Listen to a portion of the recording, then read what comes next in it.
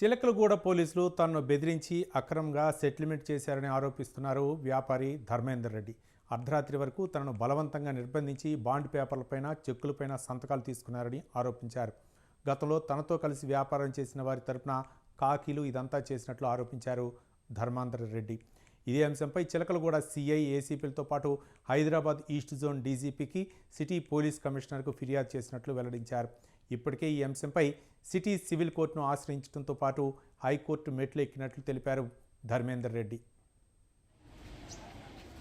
25/9/2024 police వాళ్ళు పిలిపించి 10 గంటలు పోలీస్ స్టేషన్లో కూర్చొని పెట్టుకొని సెటిల్మెంట్ చేసిండ్రు. 1,60,00,000 సెటిల్మెంట్ చేయించి బాండ్ పేపర్ రాయించుకొని చెక్కులు ఇప్పించారు.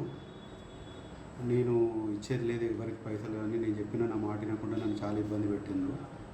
నా మీద, నా ఫ్యామిలీ మీద కేసులు బుక్ చేస్తానని బెదిరించారు. అందుకు నేను చెక్కులు ఇవ్వాల్సి వచ్చింది. అది తర్వాత నాకు అర్థమై ఇది పోలీసు వాళ్ళు చేస్తున్నారని అర్థమై నేను హైకోర్టును ఆశ్రయించిన,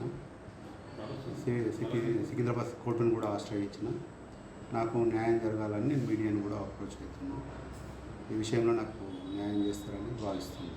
కేసులో సికింద్రాబాద్ సివిల్ మ్యాటర్ కోర్టు ఒకటి, chief justice of first magistrate of chief justice in Secunderabad court and హైకోర్టులో రిట్ పిటిషన్ వేశాను. Chilkalguda police station 25/9/2024 3:30